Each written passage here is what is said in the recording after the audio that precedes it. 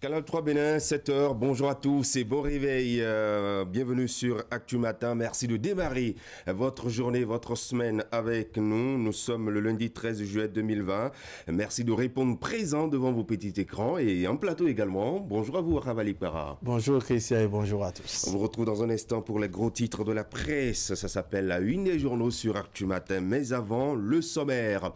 Dans moins d'un an, les Béninois seront à nouveau appelés aux urnes pour élire leur futur président de la République, alors que Patrice Talon n'a pas encore affirmé son envie de briguer un deuxième mandat.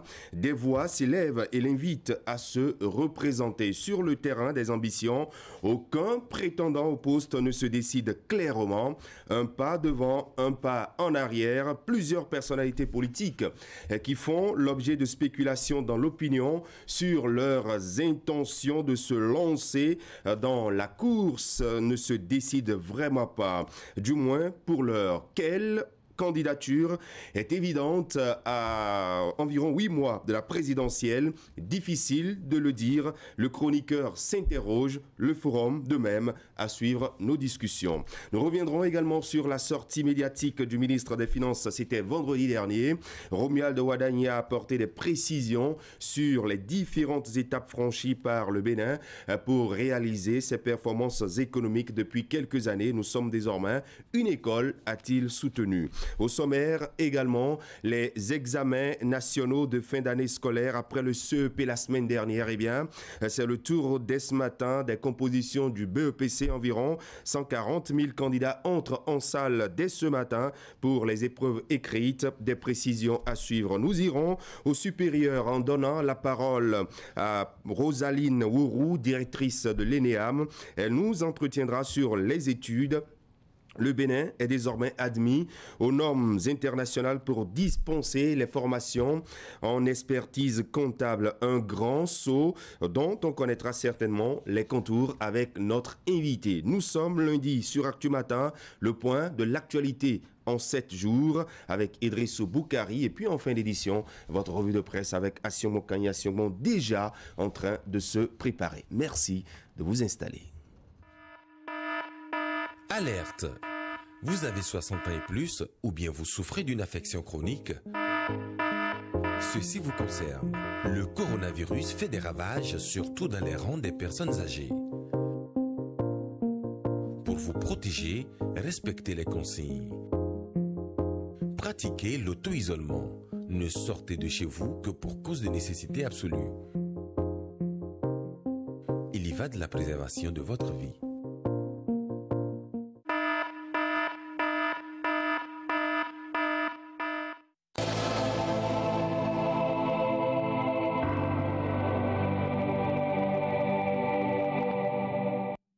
Voilà, il est là pour nous donner les toutes premières informations. Réveil ce lundi matin au Ravali Para. Oui, rebonjour Christian et bonjour à tous. Il y a dans l'actualité ce matin le démarrage du BEPC, la sortie médiatique du ministre Alain Orun, la porte-parole du gouvernement, et le ministre de l'économie et des finances, Romuald Wadagni, qui en fin de semaine a exposé les grandes prouesses économiques du Bénin. On va commencer par fraternité. Alain Orun l'a sur le parrainage pour la présidentielle de 2021. Le code électoral est la référence en la matière. Riposte contre le coronavirus au Bénin, handicap international, offre des kits de lavage de mains au gouvernement. Lutte contre la propagation du coronavirus toujours, la Sobebra dote des barres de dispositifs de lavage de mains. Promotion du patrimoine culturel, Glehoué reconnaît les mérites de Gilbert Deou Malé. BEPC session de juillet 2020, les propos de Maounion Capo, ministre en charge de l'enseignement secondaire, rapporté ce matin par Fraternité. Le gouvernement a joué sa partition et le défi a été relevé. Présidentielle 2021, calme plat, c'est le titre de la chronique signée ce matin Moïse Dosoumo.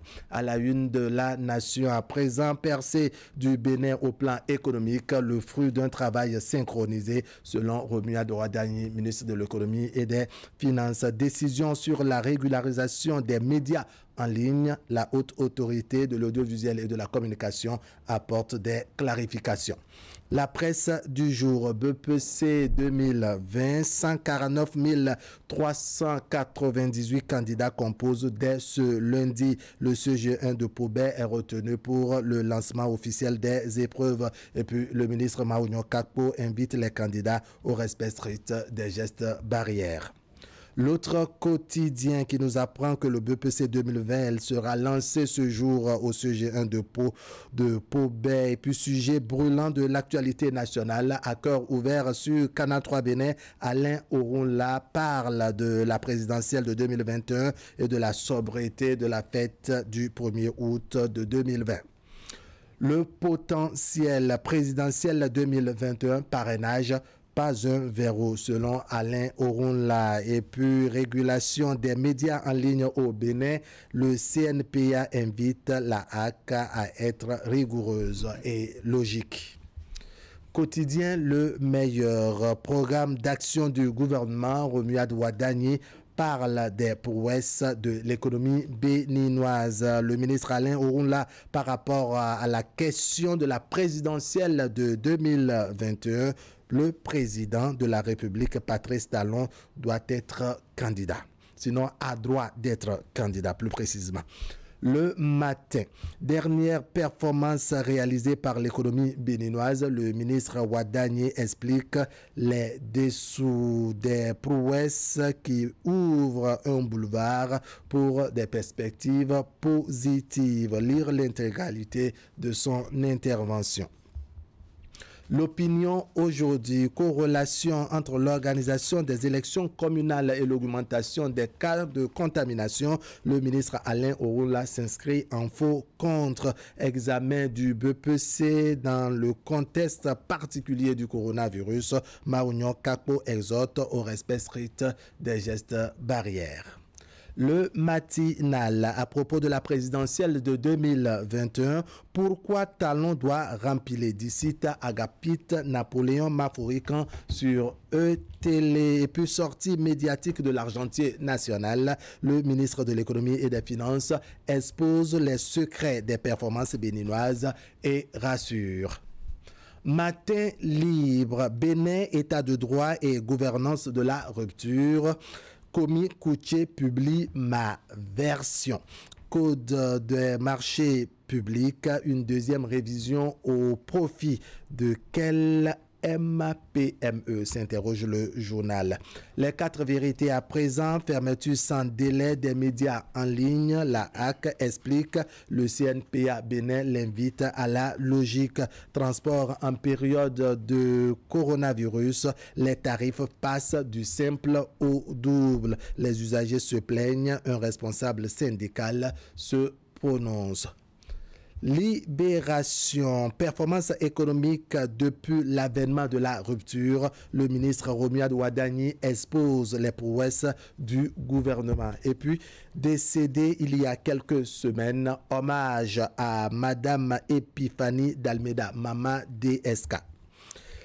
L'investigateur du jour, drame, 2 morts enregistrés dans un accident de circulation dans la commune d'Abomey-Calavi. Fête nationale, le ministre Alain Orunla justifie la célébration du 1er août dans la sobriété.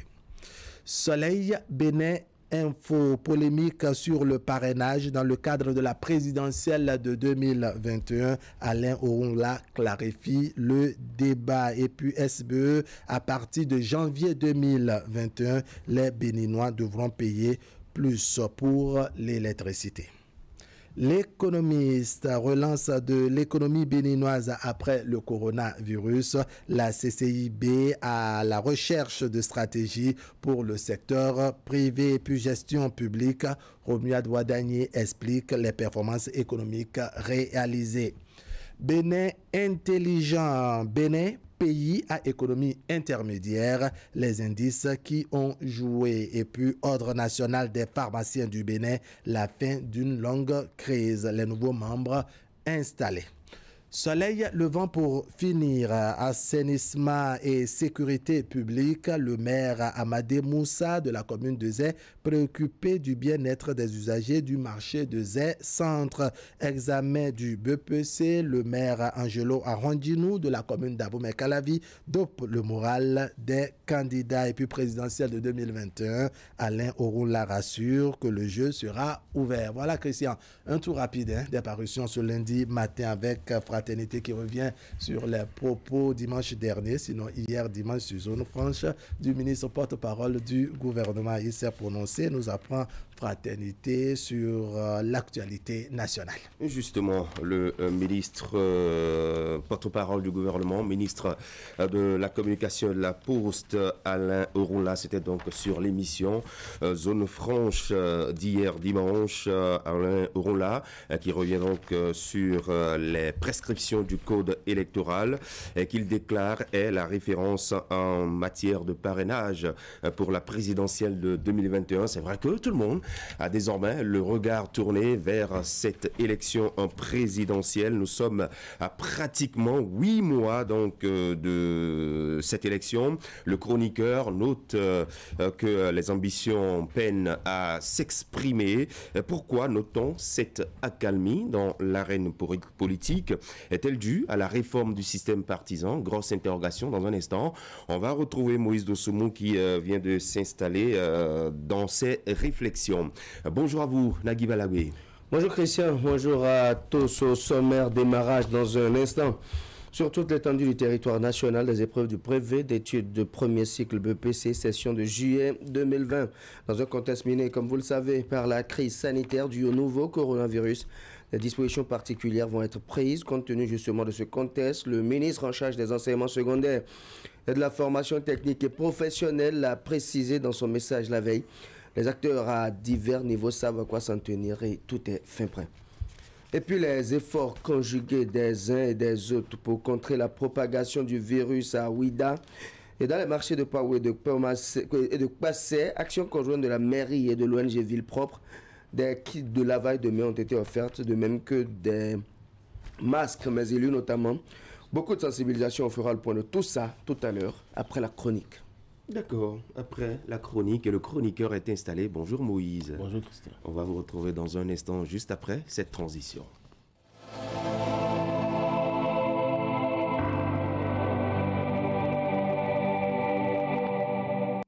C'est un calme plat pour la présidentielle de 2021 qui se tient dans pratiquement 8 mois. Et pourquoi donc? On vous écoute Moïse.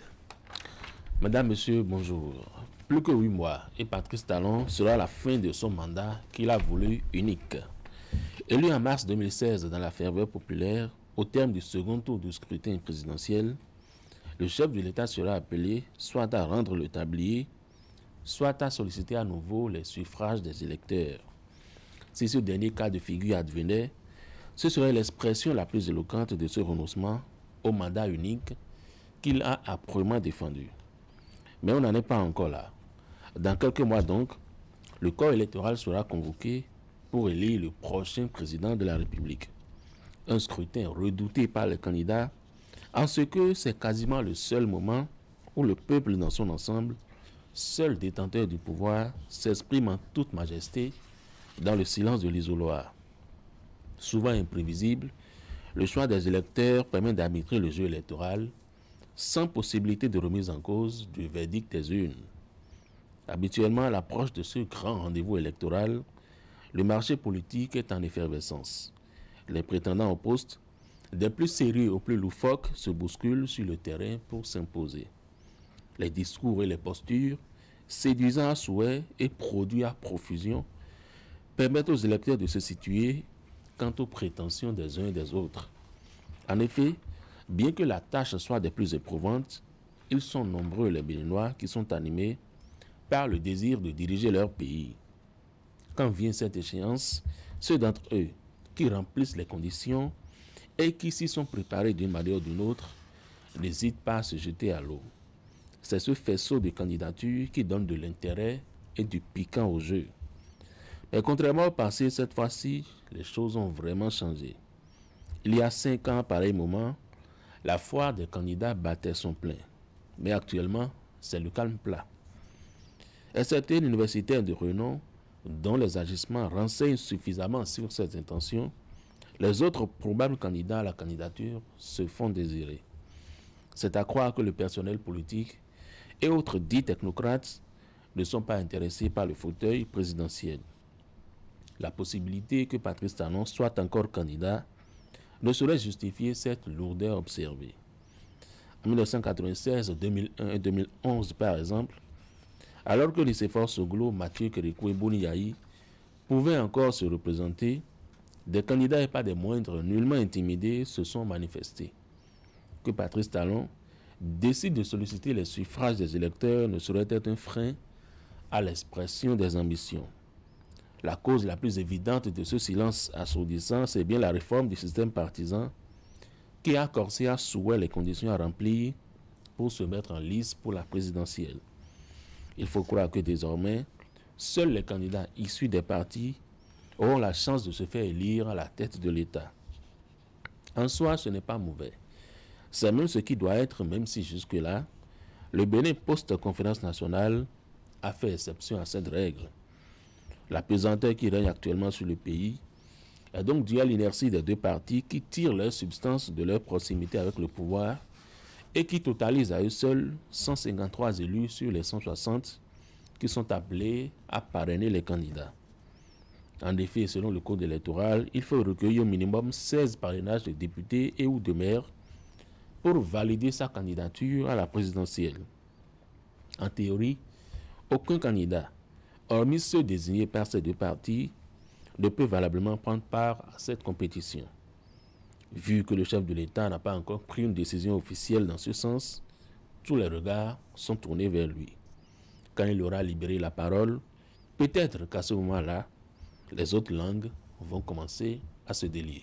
Voilà, il faut donc attendre que Patrice Talon libère la parole avant que les ambitions ne se montrent. On va retrouver ce sujet tout à l'heure au forum de discussion avec vous, Moïse Dosoumou et André Dossa qui va se joindre à nous tout à l'heure juste après le mini journal. Nagui Balagwe, on vous retrouve après cette transition.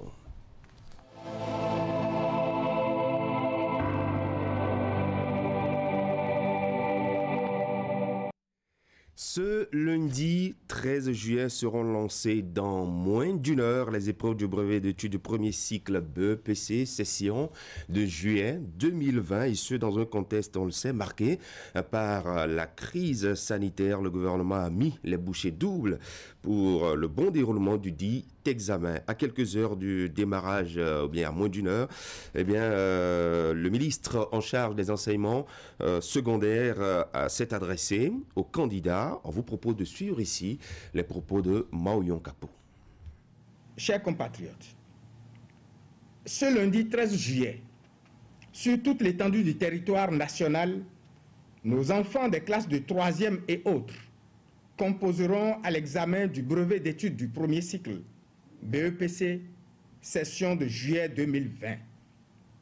Ainsi, sur le plan national, 149 398 candidats sont inscrits, dont 69 287 filles, soit un pourcentage de 46,38%, et 80 111 garçons, soit un pourcentage de 53,62%.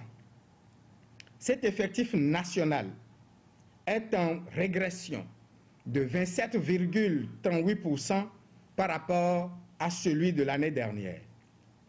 Cette chute de l'effectif résulte non seulement du pourcentage de réussite relativement élevé de l'an dernier, mais elle est aussi la conséquence de l'annulation de nombreuses candidatures frauduleuses grâce à la plateforme de gestion numérique EducMaster que nous avons mise en place au niveau du ministère des Enseignements secondaires, techniques et de la formation professionnelle. De cette diminution de l'effectif des candidats résulte par conséquent une réduction de 55 centres de composition, étant entendu que les candidats composent dans 233 centres cette année contre 288 centres en 2019. le plus jeune de nos candidats a 12 ans et le plus âgé a 58 ans. Au nom du gouvernement, je voudrais rassurer la nation tout entière que dans ce contexte de vigilance accrue, toutes les dispositions nécessaires sont prises pour que les compositions se déroulent dans les meilleures conditions sanitaires. À cet égard, je voudrais rappeler que, outre le dispositif déjà en place, le gouvernement a doté non seulement tous les centres de composition, mais aussi et surtout chaque salle de composition en nombre suffisant de flacons de gel hydroalcoolique et rappelle aux candidats qu'ils doivent en user à chaque entrée et sortie de salle. De même, il est rappelé aux candidats qu'ils doivent obligatoirement se munir de leur masque pour avoir accès au centre de composition.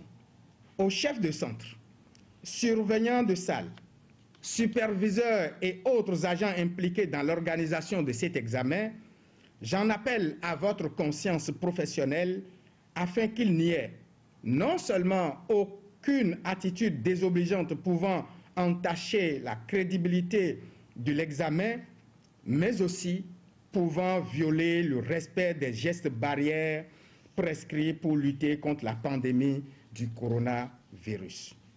Je saisis cette opportunité pour annoncer la création par le gouvernement d'une plateforme numérique de gestion et de consultation des résultats de tous les examens nationaux dont le lancement aura lieu dans quelques jours. Il s'agit d'un outil efficace pour lutter contre la pandémie du coronavirus, étant donné qu'il permet de consulter ces résultats depuis chez soi afin d'éviter les bousculades et agglutinations souvent observées lors des délibérations et proclamations des résultats des examens.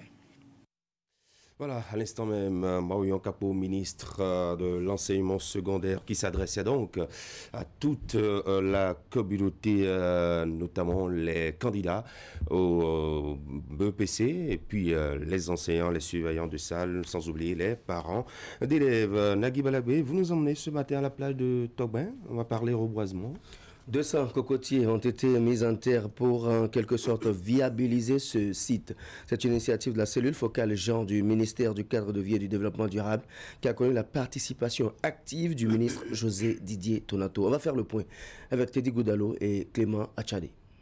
C'est une activité de mise en terre de cocotiers qui mobilise sur cette plage de Togbé dans la commune d'Abomey-Calavi les membres de la cellule focale genre du ministère du Cadre de vie et du Développement durable. Une initiative fortement soutenue par le personnel des eaux, forêts et chasses de l'Atlantique littoral.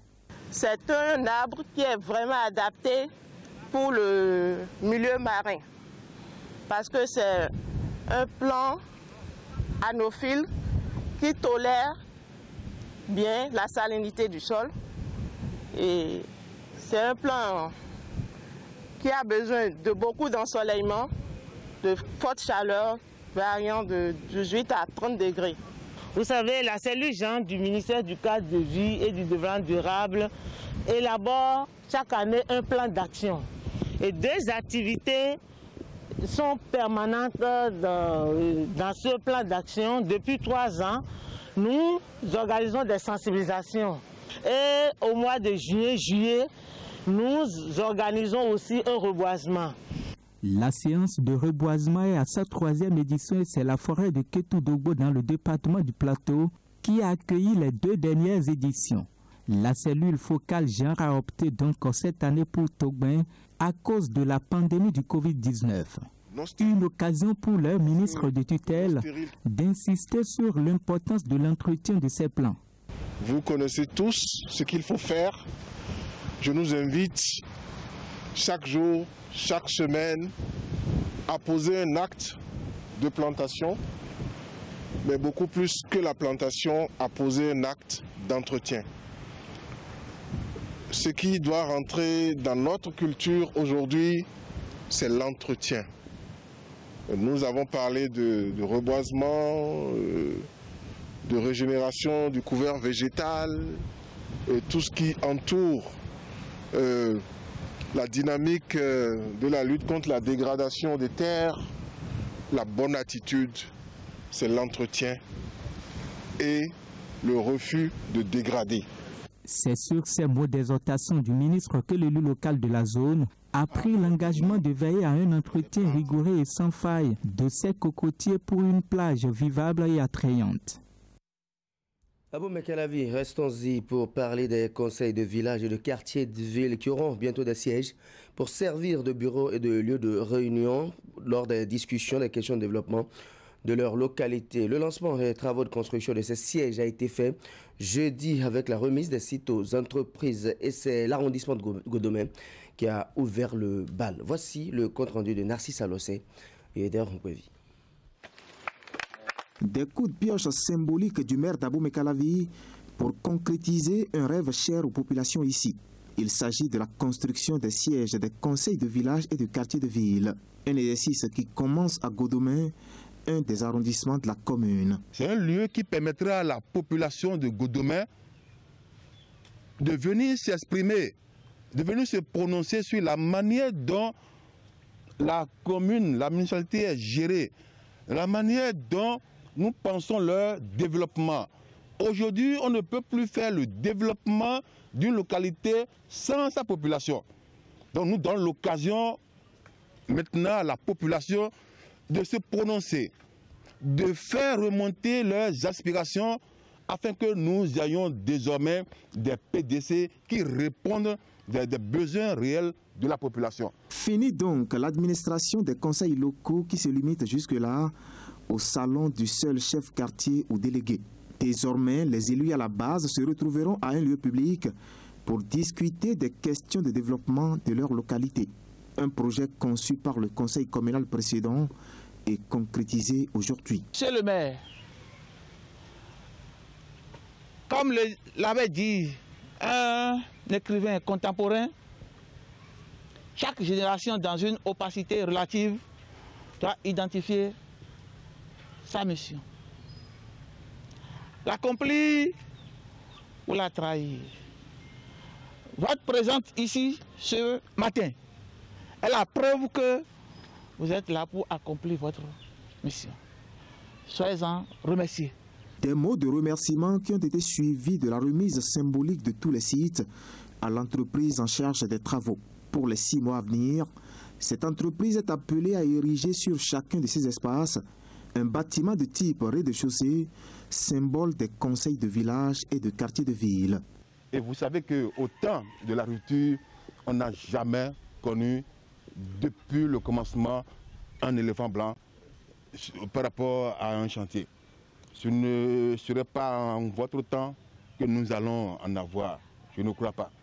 Donc dans 6 mois, jour pour jour, nous allons recevoir de vos mains ces joyaux pour le bonheur de notre population. Angelo Évariste Awandjinou a enfin rassuré quant à un contrôle rigoureux des chantiers afin que les infrastructures soient livrées dans le délai contractuel. Chacun des lots comprend 5 à 6 quartiers dont les montants de réalisation varient entre 40 et 50 millions de francs CFA. À la frontière sud-ouest de la commune d'Abou Mekalavi, action conjointe à présent de la mairie de Ouida avec l'organisation non gouvernementale Bénin Ville Propre pour contrer la propagation du nouveau coronavirus. Samedi 11 juillet, elles étaient dans les marchés de Paou et de Passé pour procéder à la remise de kits de lavage de mains et de masques aux usagers. Il y eut également de la sensibilisation au respect des gestes qui protègent. Asyongbo Kanya Asyongbo, Henri Ganti. Dans la riposte contre la pandémie du coronavirus, l'ONG Bénin Ville Propre et la mairie de Ouida se donnent la main en dotant les marchés de la commune de kits de lavage et de masques. Pour l'opération qui s'est déroulée le samedi 11 juillet, 2 marchés ont été retenus, Paou et Passé. Les usagers ont été entretenus sur la réalité de la pandémie et l'observation des mesures barrières pour réduire sa propagation. Aujourd'hui, cette maladie fait des ravages partout dans le monde entier. Et nous avons jugé, comme ça, accompagner la mairie de Ouidah pour tous nos mamans, nos sœurs qui sont dans ces marchés à Ouidah, pour faire attention à cette maladie qui est vraiment dangereuse. Nous avons voulu offrir des lavages des mains et des cache-nez et aussi les conseiller de faire attention beaucoup à cette maladie. Je tiens à remercier le maire de Ouidah qui a accepté nos offres, qui a accepté de nous accueillir. Le Bénin a plus de 1000 cas de personnes contrôlées positives à la Covid-19. Les marchés de Paou et de Passé étant très fréquentés par les usagers de la route inter-État Cotonou-Lomé, l'autorité communale n'entend pas rester les bras croisés. La santé de ses administrés et celle des usagers lui importe beaucoup. Nous avions trouvé qu'il fallait s'attaquer dès l'entame de notre mandat à la propagation de cette pandémie dans notre cité, la cité de Passé. Aujourd'hui, nous sommes venus dans les marchés les plus populaires, les marchés les plus importants de la commune, pour également sensibiliser les femmes, parce que c'est les lieux où aujourd'hui les pandémies se répandent le plus possible dans la commune de Ouidah. L'ONG Bénéville Propre va, dans les tout prochains jours, étendre ses actions à d'autres communes du Sud. Elle entend aller également dans le centre et le nord du pays pour apporter son appui aux populations qui en ont besoin. Une manière de soutenir la vision du gouvernement béninois dont le combat quotidien est la riposte contre le virus.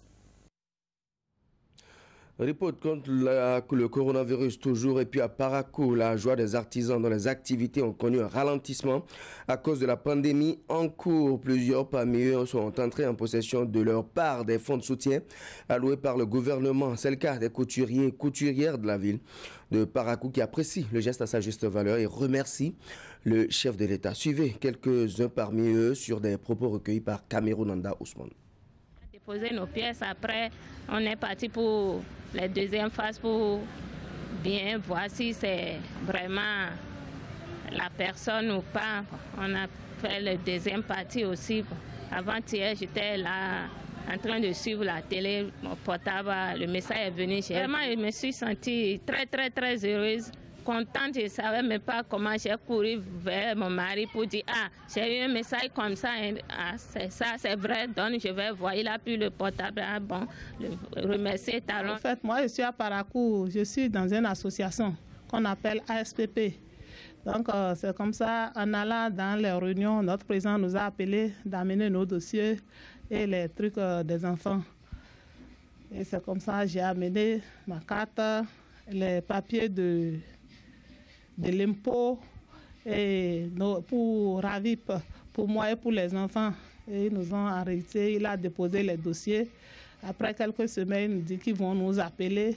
Donc il y a une semaine de cela qu'ils nous ont appelés pour vérifier si nos noms sont sortis. C'est comme ça, mon nom est sorti parmi les noms là-bas.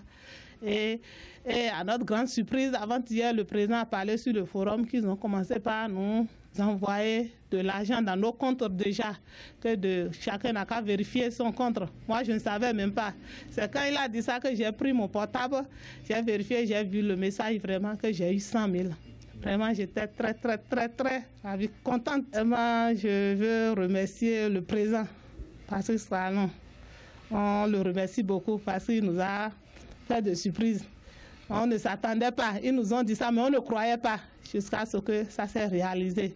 Donc, on lui dit merci beaucoup. Ça va beaucoup nous aider. Parce que le temps qui est passé, on avait dépensé tout ce qu'on avait. On a fait l'enregistrement. Donc, après ça, il nous revient qu'on doit vérifier les choses.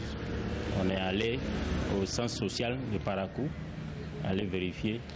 Donc, ça s'est bien passé quand même. Il y a des questions qui ont été posées, des choses. Bon, bref, finalement, on est là.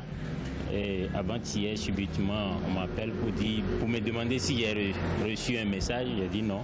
On m'a dit d'être à l'écoute. Donc, quelques minutes après, le message est venu. Je lis le message, je vois Trésor public qui m'a envoyé 100 000 francs. C'est du jamais vu. C'est la première fois que je vois ça de la part d'un gouvernement. Franchement, j'ai été très content. Parce que, vraiment, En tout cas, le cas dans lequel j'étais le jour-là et le message est venu, je ne peux pas vous dire la joie qui m'avait animé le jour-là.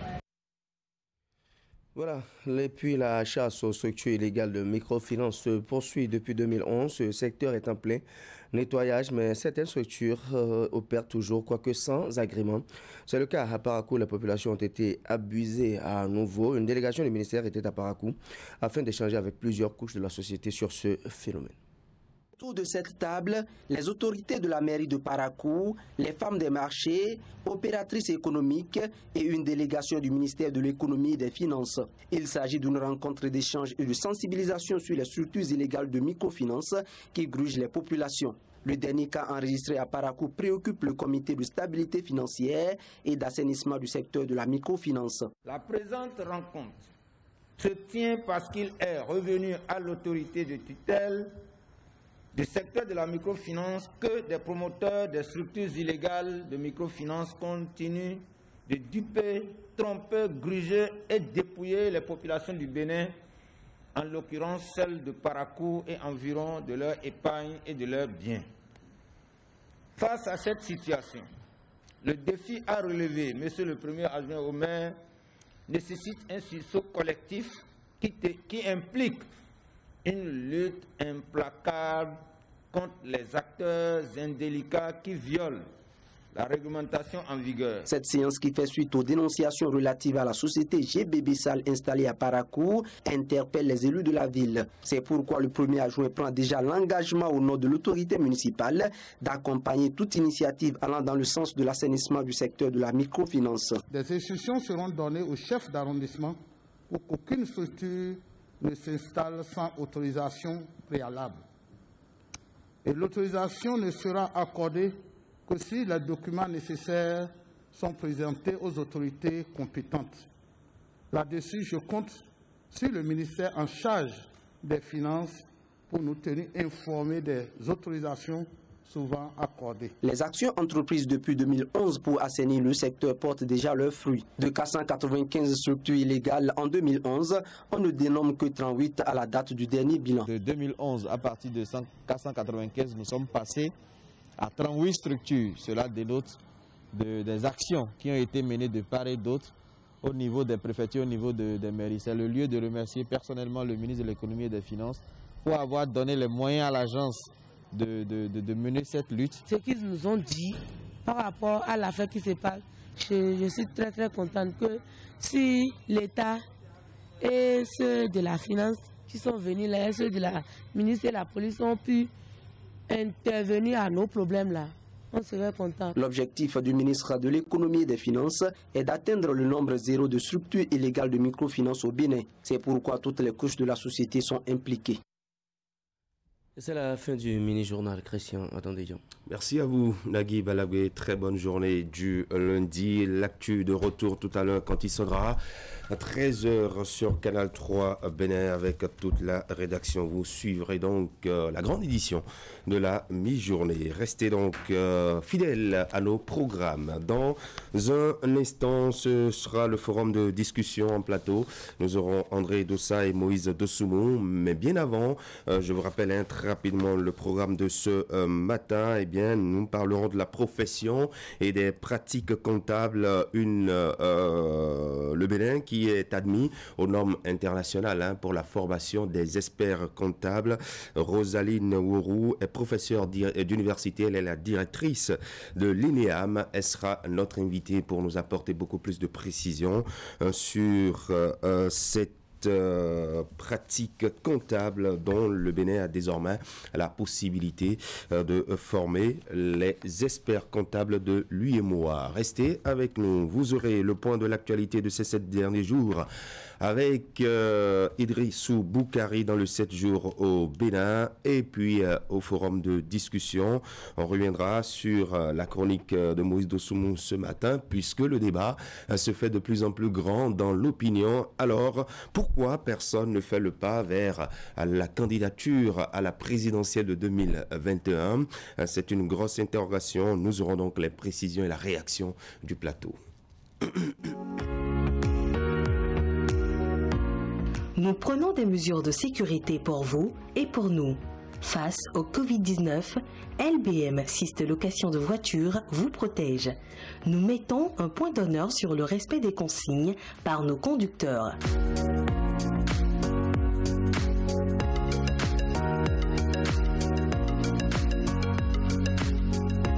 Nos véhicules sont systématiquement désinfectés avant et après chaque mission.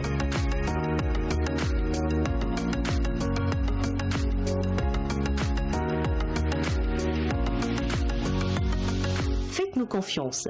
Votre sécurité, notre préoccupation. Syst LBM Location de voitures, contact 60 60 60 63.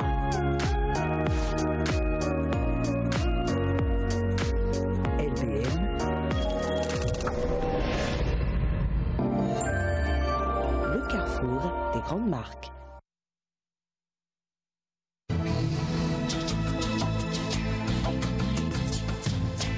Vous aimez la qualité, vous exigez la finesse. Pour tous vos travaux en impression, flyers, affiches, dépliants, brochures, calendriers, facturiers, faire-part, carte de mariage, carte de visite et vos travaux en sérigraphie. Une seule adresse, l'imprimerie du groupe de presse Fraternité qui vous propose des prix défiant toute concurrence. Imprimerie Fraternité, c'est une équipe dynamique avec du matériel de dernière génération capable de vous produire en quantité, qualité et avec célérité. Imprimerie Fraternité, nous sommes situés à Ménotin dans l'avant de la station Sonacop. Contact 97 60 79 34 95 34 10 47. À l'imprimerie du groupe de presse Fraternité, la qualité est garantie.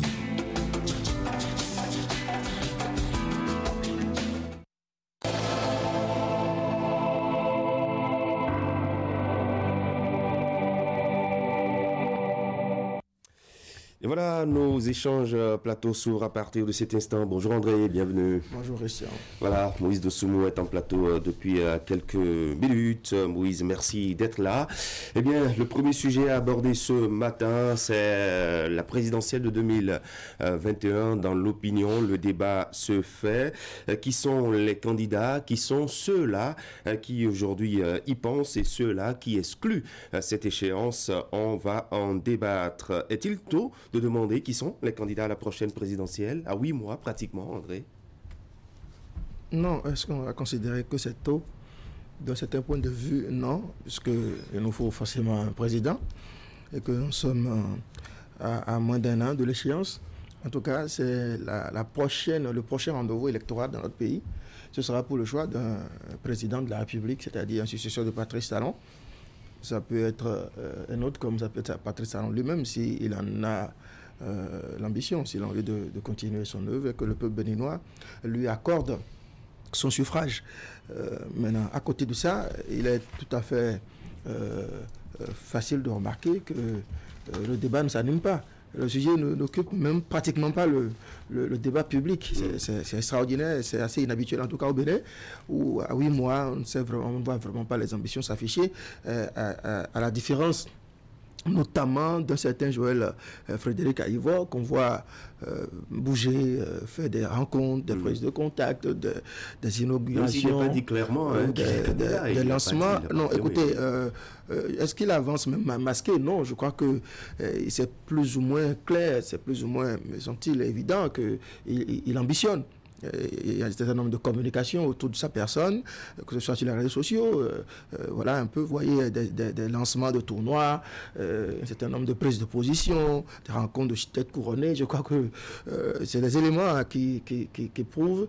J'ai même le sentiment, Joël Frédéric Aïvo, il nous fait vivre ce sentiment de 2012 dans une moindre mesure, bien évidemment, où un certain général Robert Bien était déjà président de la République, pratiquement, si on devait s'en tenir au tapage qu'il y avait autour de sa personne. Je crois que, oui, c'est un petit peu le bémol qu'on va mettre dans ce débat du constat de la vacuité de l'actualité liée à ce sujet-là. Voilà, oui, Moïse Dosoumou, pourquoi personne ne fait le pas? Pour moi, la question est simple, c'est lié à la réforme du système partisan. Il n'y a pas une autre justification autour. Parce que les règles ne sont plus les mêmes. Tout a changé. Aujourd'hui, quand vous êtes technocrate et que vous n'appartenez pas à un parti qui a la possibilité de vous parrainer, ce n'est pas évident justement que votre rêve puisse se concrétiser. Et le fait que les deux partis qui actuellement justement sont en position de parrainer le plus de candidats sont tous issus de la même famille politique, celle du chef de l'État, et du fait que le chef de l'État lui-même, jusqu'à présent, ne soit pas encore prononcé, bien qu'il ait défendu à plusieurs reprises cette affaire de mandat unique.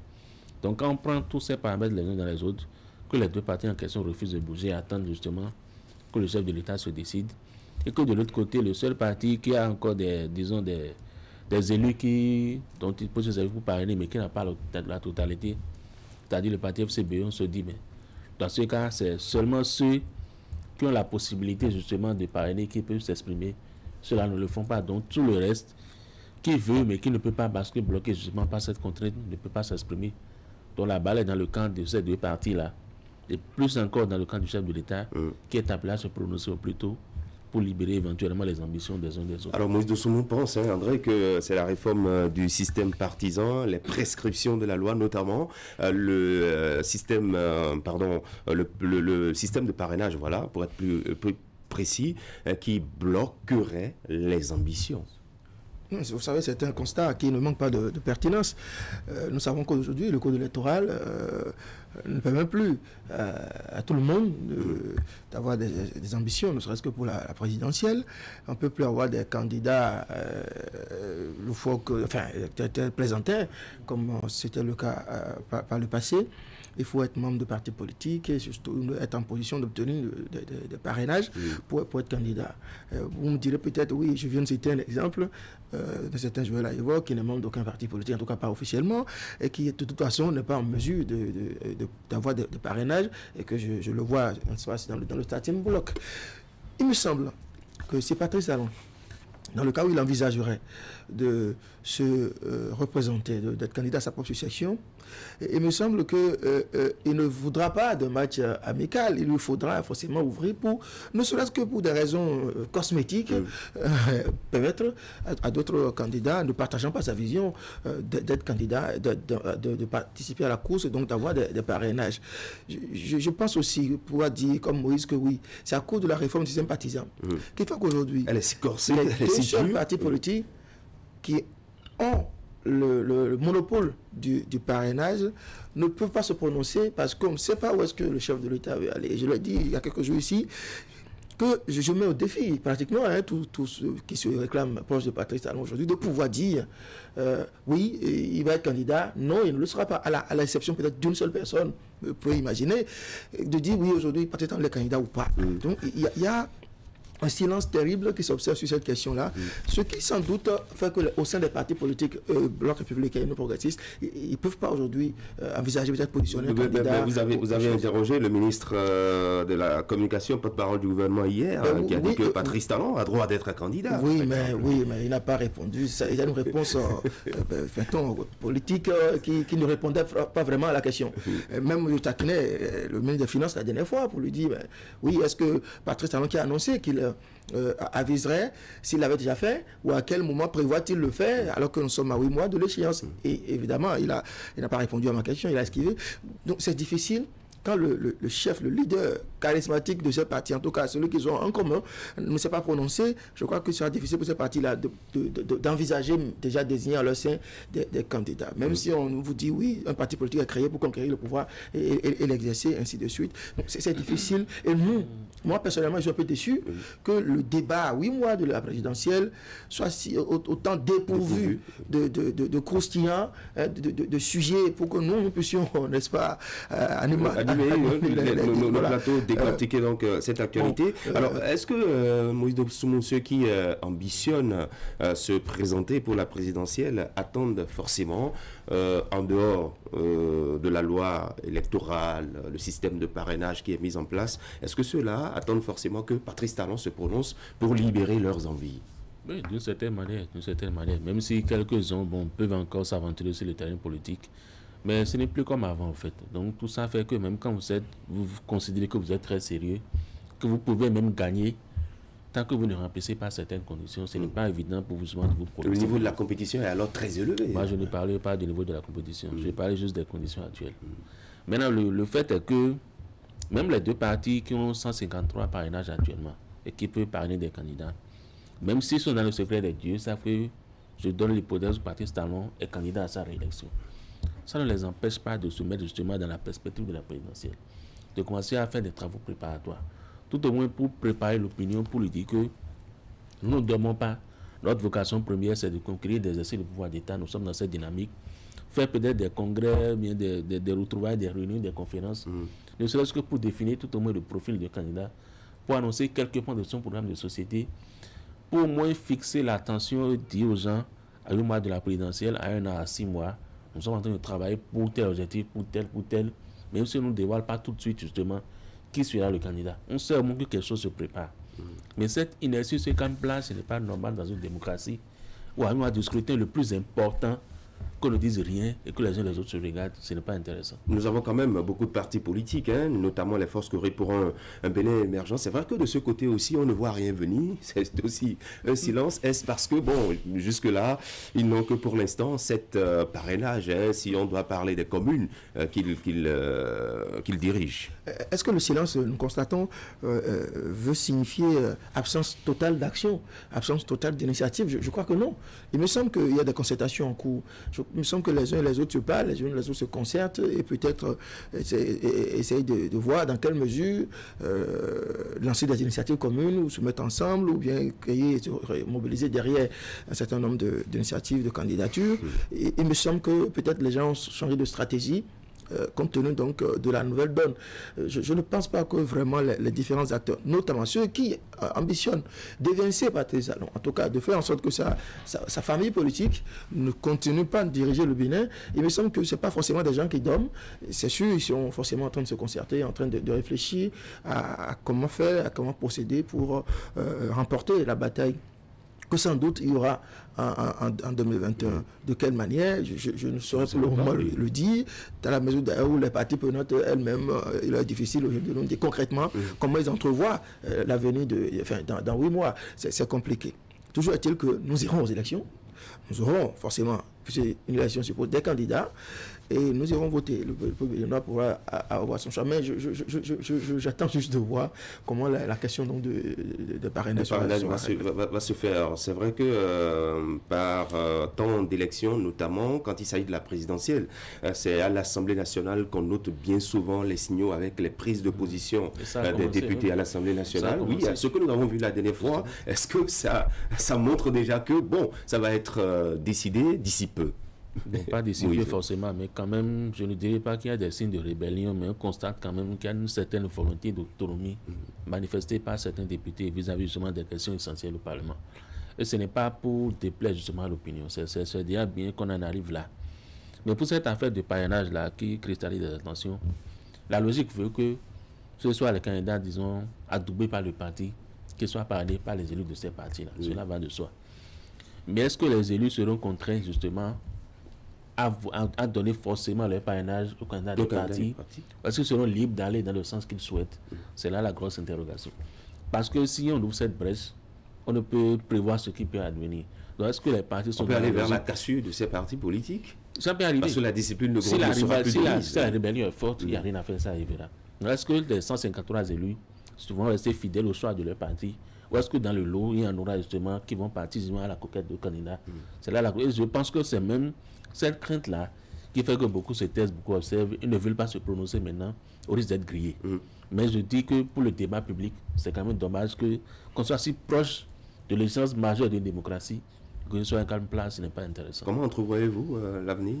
Vous savez, cette discipline, je dirais même cette obséquiosité qu'on observe de la part de certains acteurs politiques, par l'exemple des députés. Les députés, notamment ces députés qui ont la fougue bien souvent. Tendait à faire croire que Patrice Talon pourrait être le premier, l'un des rares présidents béninois à vivre une fin de mandat paisible.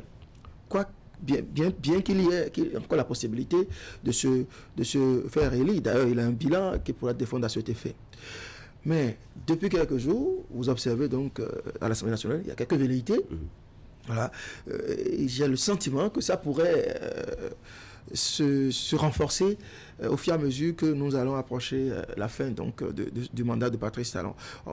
Sauf si on met en place un mécanisme pour fermer les parrainages, l'histoire de procuration ou bien autorisation des partis politiques comme assemblée, enfin, comme cela a transparu dans les propos du président de l'Assemblée nationale la dernière fois.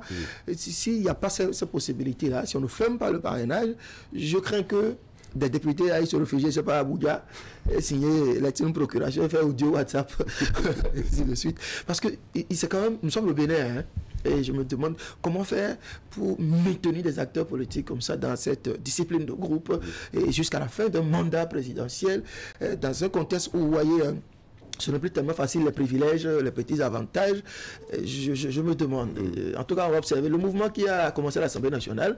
Ben, on verra jusqu'où ça ira. C'est vrai qu'ils sont rares, hein, les députés à l'Assemblée nationale. On ne les voit plus, on ne les entend plus se prononcer. Demain, on apprend que le président de l'Assemblée nationale invite les députés à prendre part à l'ouverture de la deuxième session extraordinaire de l'année 2020. Alors, est-ce qu'on peut s'attendre à d'autres déclarations, à d'autres prises de position qui laisseraient présager un peu ce que sera le temps qui nous sépare de la présidentielle de 2021. Oui, c'est possible et tout dépend des sujets à l'ordre du jour. Si la révision du règlement intérieur revient justement avec les mêmes contenus, c'est évident que les gens vont se prononcer encore plus que par le passé. Mais si en temps leurs propositions ou bien leurs dénonciations de griffes étaient corrigées, on n'entendra plus rien. Donc je pense que tout dépendra des sujets et du contenu pour que les gens s'expriment. Mais je suis certain que d'ici là, certains députés, juste quelques-uns, ne manqueront pas de donner de la voix, pas forcément parler directement de la présidentielle, mais à mots couverts, juste pour signifier qu'ils ne sont pas forcément prêts justement à rentrer dans une dispute de groupe de manière aveugle et qu'ils veulent également plus ou moins avoir une certaine autonomie. Parce que ce qu'on ne dit pas, tous ceux qui soutiennent le chef de l'État ne le sont pas forcément à fond. Il y a des soutiens circonstanciels, il y a des soutiens qu'on va juste pour la forme parce que c'est ça qu'il faut faire. Mais au fond d'eux-mêmes, ils souhaitent autre chose. Au fond d'eux-mêmes, ils sont peut-être proches de X ou de Y, et qui souhaitent qu'il faudrait beaucoup plus avoir affaire à celui-ci plutôt qu'à celui-là. Et c'est le moment justement pour ces gens-là maintenant doter les masses et pour qu'on sache qui soutient vraiment Patrice Talon et qui ne l'est pas. Est-ce que vous pensez qu'ils ont cette force-là, doter leur masque, quand on sait qu'on doit sa légitimité au Parlement, à son parti politique, qu'il a longtemps positionné pour être député? Tout est possible dans ce pays. On a déjà vu des situations les plus embarrassantes dans ce pays. Ça peut encore arriver, malgré tout le verrou mis en place. Ça peut encore arriver d'ici la présidentielle. Oui, le contenu, ce qui semble opposer les gens à l'Assemblée, si on corrige, on n'entendra plus même. Sauf que dans l'hypothèse, ce serait seulement dans l'hypothèse que c'est à cause vraiment du contenu que les gens réagissent et semblent ramer à contre-courant. Mais si on a juste SIP de cette situation-là, on l'a utilisé comme un prétexte pour au moins essayer de se faire entendre, je crains que ça se poursuive sur d'autres questions, peut-être moins importantes que le sujet, l'article, je ne sais pas, 24 même de ce règlement intérieur que les gens n'ont pas apprécié. Tout comme ça.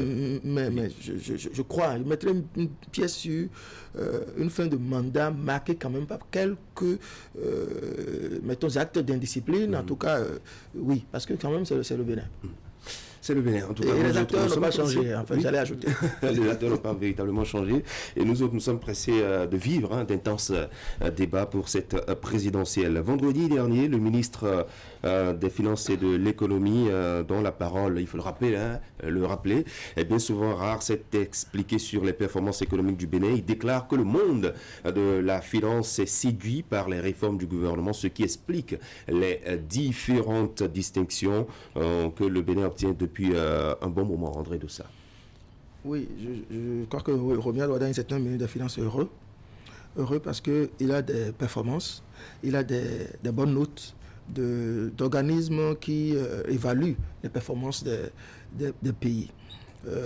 C'est d'autant plus intéressant pour lui qu'à cette sortie médiatique, il a commencé par l'IDH. Généralement, lorsque les ministres des Finances veulent mettre en valeur leurs actions, saluer leurs performances, on vous parle des chiffres de la macroéconomie, etc. Mais ici, on parle de l'indice de développement humain, qui fait partie des points sur lesquels souvent il faut aller chercher la pertinence de ce qui est fait derrière la mise en œuvre des réformes. Et au niveau de l'UEMOA, de la CEDEAO, au niveau des pays francophones de l'Afrique, ainsi d'un certain nombre de regroupements, le Bénin quand même se fait remarquer et très positivement. Lorsqu'on vous dit que pour évaluer les ODD au plan mondial, parmi les 5 pays choisis, il y a 2 Africains, le Rwanda et le Bénin. Je crois qu'il y a de quoi être fier. Il y a de quoi être vraiment fier d'être béninois, que l'on vous dise que les réformes qui sont mises en œuvre, notamment les directives de l'UEMOA, de la CEDEAO, sont internalisés au Bénin de façon à donner satisfaction à ces organismes-là et montrer le Bénin un exemple, c'est vraiment une très bonne chose. Il est plus utile de revenir sur ce classement de pays à économie et revenu intermédiaire que nous venons d'avoir de la part de la Banque mondiale ou encore de ces notations, des agences de notation. C'est une très bonne chose, ça montre une très belle image du Bénin à l'extérieur. Que le Bénin est un pays qui est capable de faire des réformes et surtout les mettre en œuvre, c'est très bien. Mais après ça, il faut s'interroger au plan local. Et je n'ai pas manqué d'ailleurs de faire la question au ministre des Finances pour savoir, oui, nous avons travaillé au prix de lourds sacrifices, il a souligné, à avoir une économie résiliente au point de résister à 1 an de fermeture des frontières du Nigeria. Mais le Béninois est-il un citoyen résilient? Le Bénin est-il un citoyen à revenu intermédiaire, à l'image donc du pays classé par la Banque mondiale? Je crois que c'est sur ce tableau-là aussi que le gouvernement doit améliorer son action. Vous l'avez dit tout à l'heure que le ministre des Finances, Romy Alouada, doit être un ministre des Finances heureux. Au plan interne, est-ce que cette joie transparaît véritablement quand on regarde un peu le train de vie des populations depuis quelques années déjà? Non, ce n'est pas l'impression que j'ai. Encore qu'il faut dire que c'est bon, hein, quand on voit que son pays est autant coté à l'international, c'est bon. Mais le sentiment qui doit découler de toutes ces distinctions, c'est de la fierté au niveau des Béninois. Mais je ne vois pas vraiment cela. Les gens ne se sentent même pas vraiment intéressés par ces performances justement qu'on attribue au régime. C'est à croire qu'il y a un déphasage entre ce qui est dit au plan international et ce qui est observé au plan local. Donc il faudrait que le gouvernement travaille justement, traduise justement en acte, à montrer aux Béninois qui l'ont d'ailleurs fait. Ce ne sont pas les zones internationales que M. le gouvernement en place, ce sont les Béninois. Donc il faudrait que l'embellie qui est visible au plan international le soit davantage au plan local. C'est ça le gros défi de ce gouvernement. Ce n'est pas le lieu de contester les chiffres, de contester telle ou telle chose. Tout ça c'est bien. Mais il faut qu'on sente que c'est nous qui sommes... Ça doit passer par quoi? C'est la redistribution de la richesse. Il ne s'agit pas de donner de l'argent et sous grève, ce n'est pas de ça qu'il est question. Mais c'est juste qu'on sente qu'on a fait des sacrifices, qu'on a fait des efforts, que grâce à ça, on a pu mobiliser telle ou telle somme, qu'on n'est pas venu qu'on a quitté l'étape A pour l'étape C ou bien l'étape D. Et voilà de manière qualitative, de manière quantitative, ce que nous avons obtenu, non seulement individuellement, mais aussi collectivement, et que tout ça en vaut la peine. Quand on n'a pas ce sentiment, ce n'est pas évident que tout ce qui se dit justement soit accepté ou par tous, et que les gens ressentent cette fierté qui fait si tant d'efforts actuellement. Alors, c'est vrai que vous avez suivi cette conférence de presse du ministre des Finances. Est-ce que vous avez senti en lui transmettre cette fierté de ce que, bon, le Béninois, le citoyen béninois, pris à n'importe quel endroit, se sent véritablement fier de ses performances réalisées? Est-ce que vous avez eu cette impression?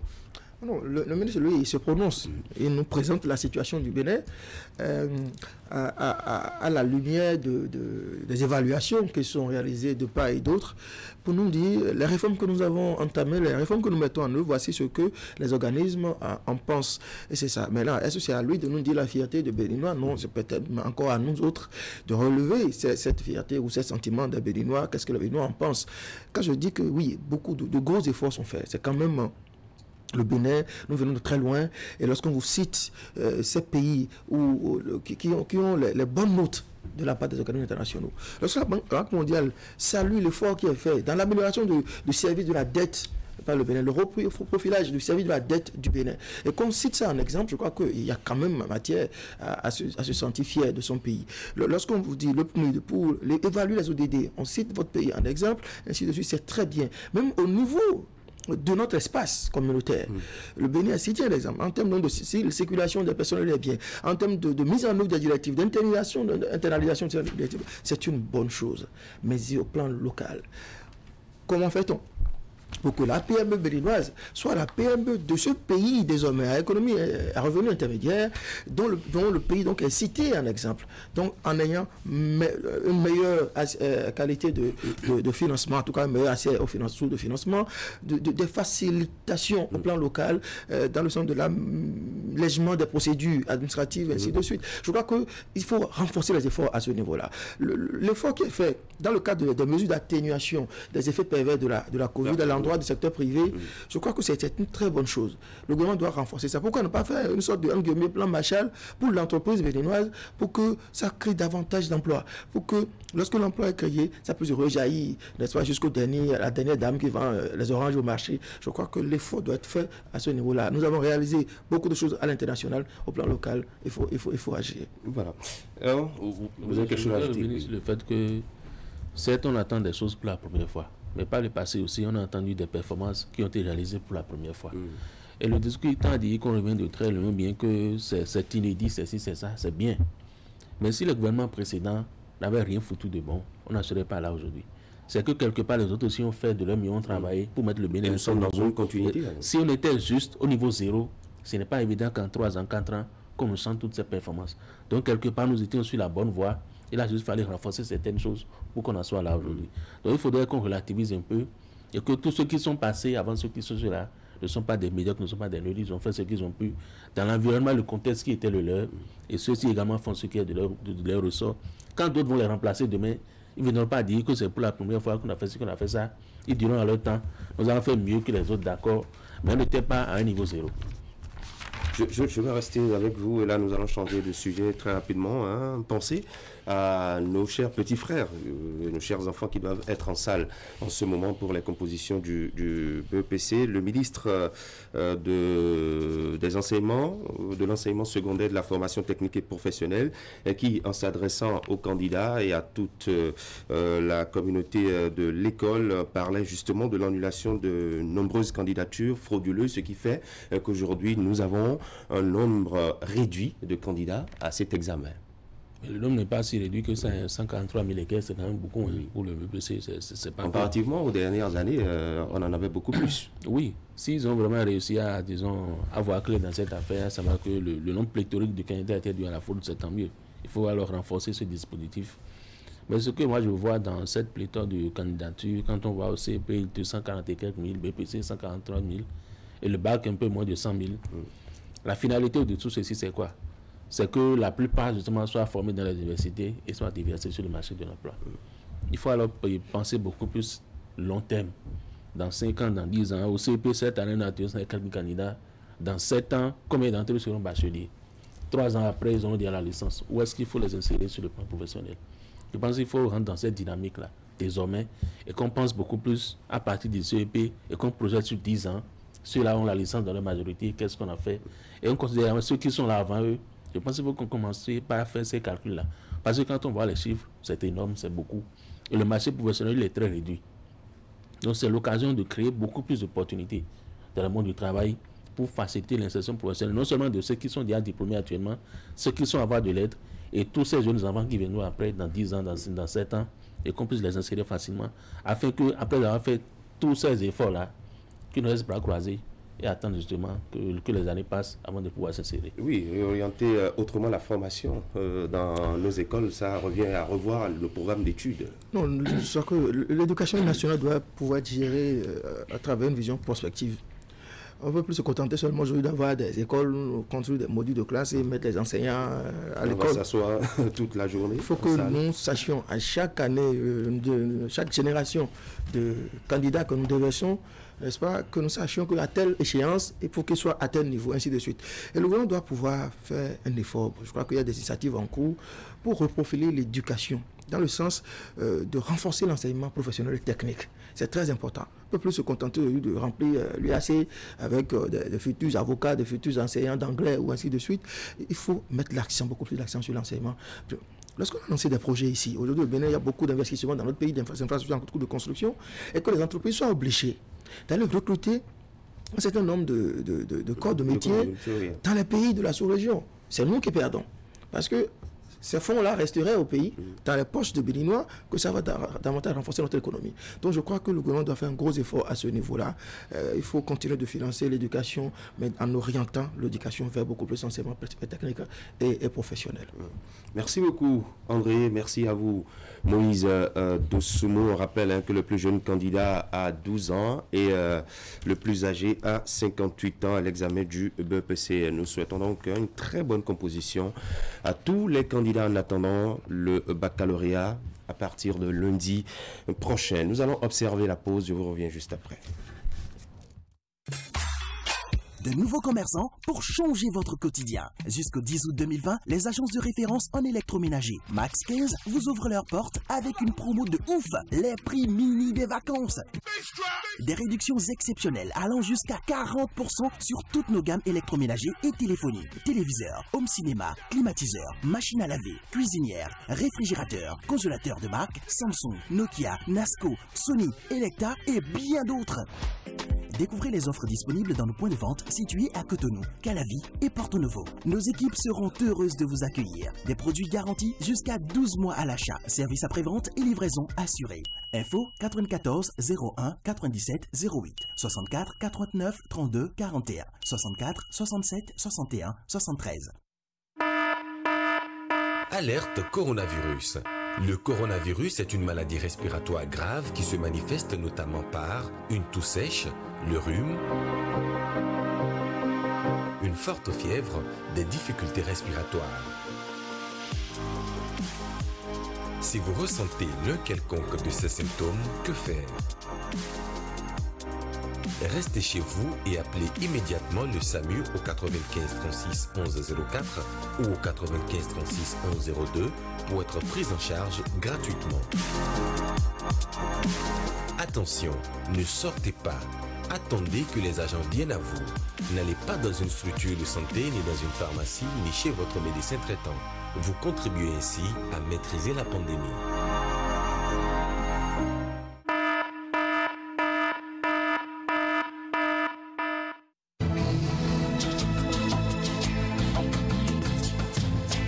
Vous aimez la qualité, vous exigez la finesse. Pour tous vos travaux en impression, flyers, affiches, dépliants, brochures, calendriers, facturiers, faire-part, carte de mariage, carte de visite et vos travaux en sérigraphie. Une seule adresse, l'imprimerie du groupe de presse Fraternité qui vous propose des prix défiant toute concurrence. Imprimerie Fraternité, c'est une équipe dynamique avec du matériel de dernière génération capable de vous produire en quantité, qualité et avec célérité. Imprimerie Fraternité, nous sommes situés à Ménotin dans l'avant de la station Sonacop. Contact 97 60 79 34 95 34 10 47. À l'imprimerie du groupe de presse Fraternité, la qualité est garantie.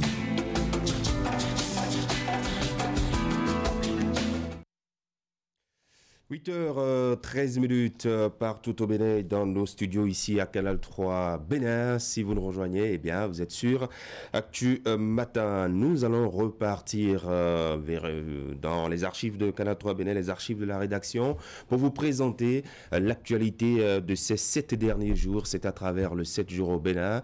Réalisation Idrissou Boukari. C'est parti.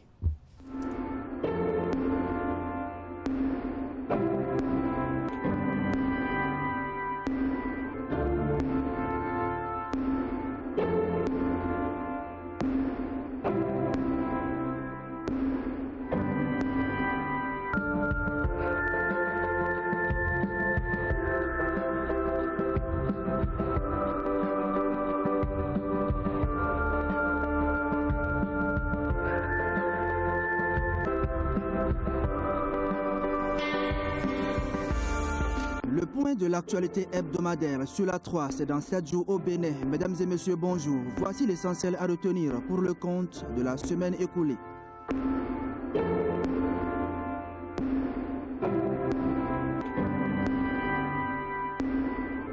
Le ministre de l'économie et des finances était face aux hommes des médias vendredi.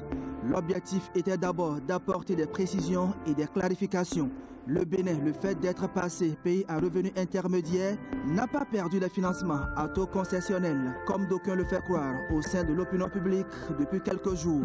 Le gouvernement de la rupture travaille depuis son avènement en 2016 a révélé le Bénin et les performances économiques enregistrées par le pays ces dernières années tentent de matérialiser cette ambition. Le ministre de l'économie et des finances a exposé les nombreux succès économiques du Bénin sur le plan global et au sein des organisations sous-régionales. Les éléments qui ont milité en faveur du Bénin et l'impact de ces résultats sur les citoyens ont été passés au pays fin. À l'occasion de cette conférence de presse, Romia Douadagny a rassuré. Le passage du Bénin de pays à faible revenu à revenu intermédiaire se révèle être un atout en ce qu'il élargit désormais le champ sur le marché du financement et ouvre la voie à plus d'actions de développement en faveur des populations. Pour la première fois, le Bénin fait quelque chose que personne jusque-là n'a réalisé en Afrique. Bien entendu, lors de la dernière Assemblée générale annuelle de la BAD, le Bénin, pour la première fois de son histoire, a obtenu le prix du meilleur ministre des Finances.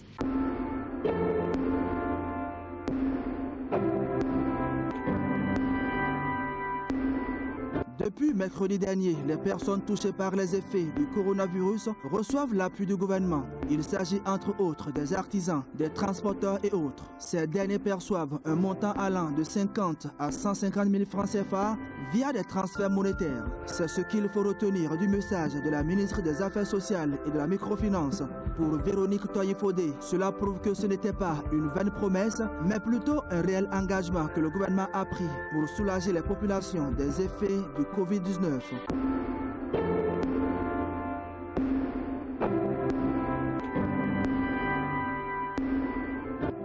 Pour rester plus proche des contribuables, la Direction générale des impôts a lancé depuis quelques semaines un jeu dénommé la tombola des factures normalisées. Et dans le but de faire comprendre aux populations les avantages de cette tombola, le directeur général des impôts était face à la presse mardi dernier.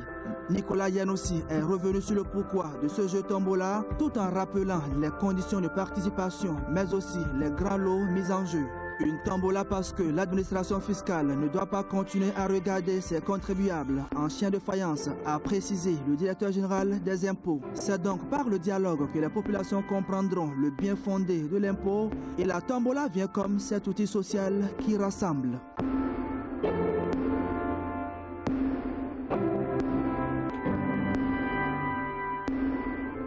Pas de défilé militaire pour la célébration du 60e anniversaire de l'indépendance du Bénin. C'est la principale information à retenir du Conseil des ministres du mercredi dernier qui s'est déroulé sous la présidence du chef de l'État, Patrice Talon. Situation sanitaire oblige. La commémoration aura lieu, mais dans la sobriété absolue. Pour le porte-parole du gouvernement, c'est en tenant compte de la nécessité de concilier la commémoration de cette fête nationale avec la sécurité sanitaire des populations que le Conseil des ministres a pris cette décision pour éviter des manifestations nécessitant des attroupements de personnes tels que le défilé et autres réjouissances. Mais pour honorer la mémoire des illustres disparus du Bénin et saluer les forces de défense et de sécurité, il sera procédé à l'occasion au dépôt de gerbes au pied du monument aux morts, puis à une revue de troupes symboliques.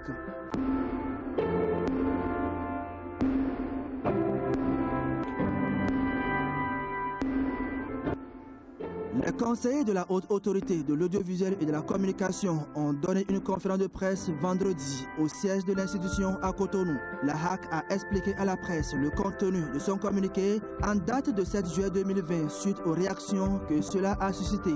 Le communiqué avait invité les promoteurs de web télévision sans existence légale à tout simplement fermer. À la faveur de cette conférence de presse, les conseillers de la HAC ont rappelé les conditions d'exploitation à titre gratuit et onéreux de sites internet. Entre autres conditions, il faut être majeur, avoir la jouissance de ses droits civiques et civils, n'être sous le coup d'aucune condamnation, à peine inflictive ou affamante, et remplir les conditions imposées par le cahier de charges défini par la haute autorité de l'audiovisuel et de la communication. Des conditions qui sont très peu respectées par les promoteurs de médias en ligne, selon les conseillers de la HAC.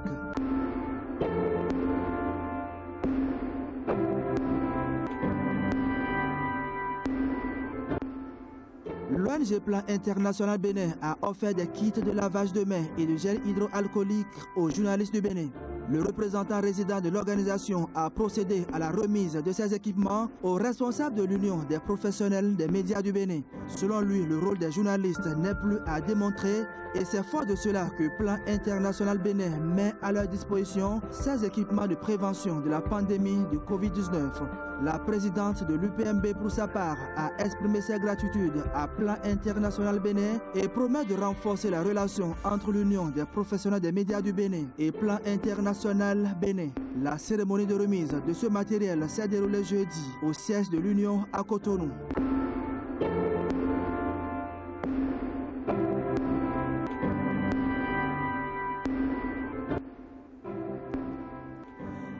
Ainsi se résument les faits ayant marqué la semaine écoulée. Merci de votre aimable attention à lundi prochain pour un autre point de l'actualité hebdomadaire.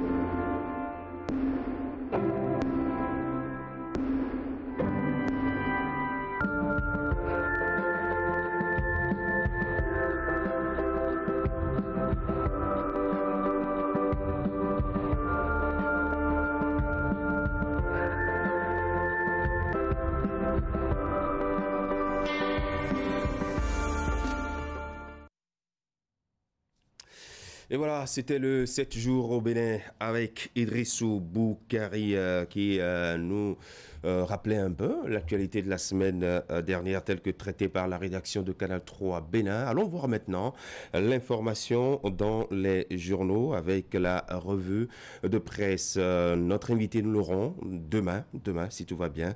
Elle ne pourra pas être là ce matin, donc nous allons boucler avec la revue de presse.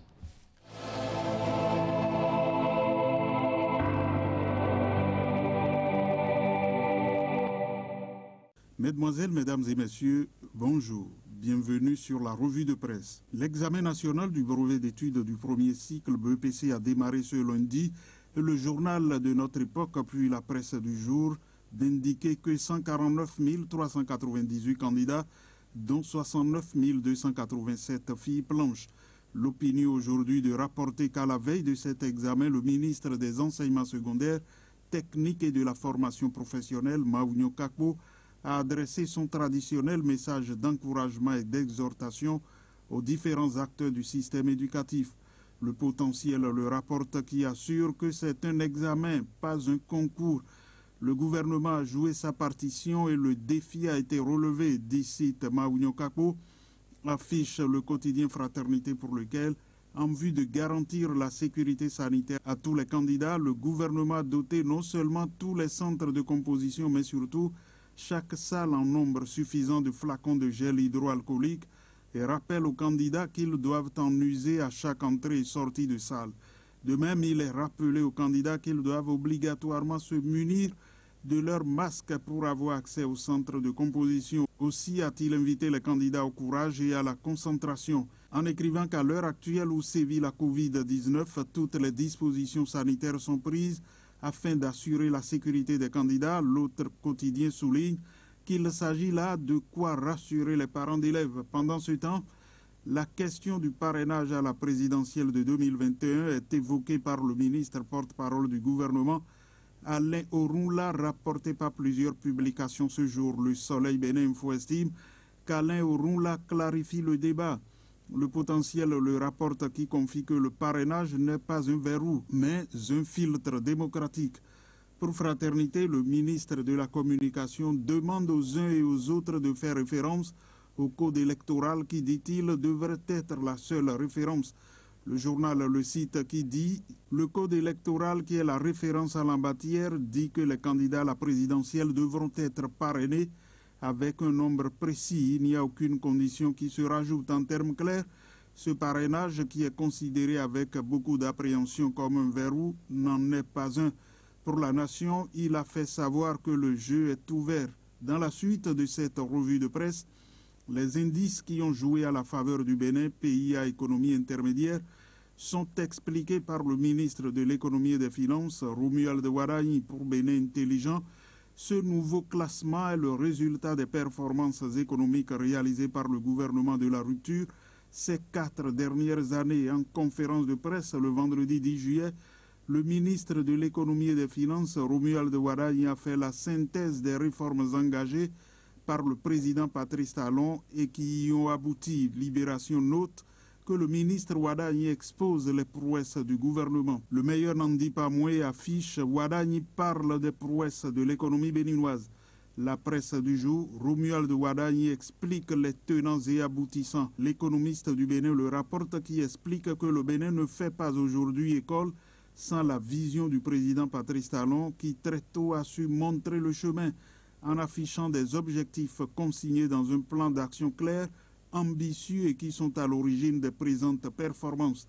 Ces succès, explique-t-il dans les colonnes du quotidien La Nation, ces succès sont les succès de tous. Pour une fois, nous avons une vue claire de ce que nous faisons et d'où nous allons. Depuis 2016, nous avons un chef d'État qui a affiché une vision, des objectifs, un programme d'action du gouvernement et qui mobilise l'ensemble des acteurs, des composantes de la société dans une action synchronisée avec rigueur et discipline. Et puis, Ordre national des pharmaciens du Bénin, la fin d'une longue crise.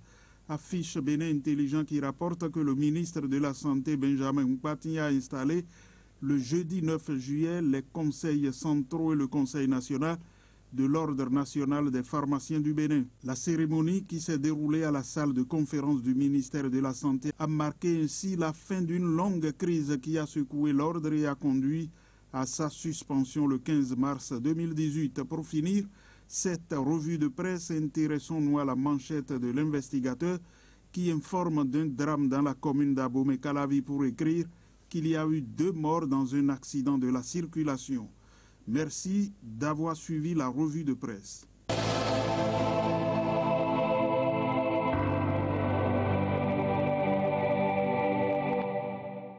Boucle aujourd'hui un peu plus tôt. Merci à chacun et à tous de votre attention. C'est terminé pour ce numéro d'Actu Matin. Demain, quand nous serons mardi, on se retrouvera avec l'ensemble des chroniqueurs de cette émission pour d'autres sujets à débattre et à partager avec vous. Merci de votre attention. Très bonne journée du lundi, bonne semaine de travail et surtout, gardez le sourire. Au revoir.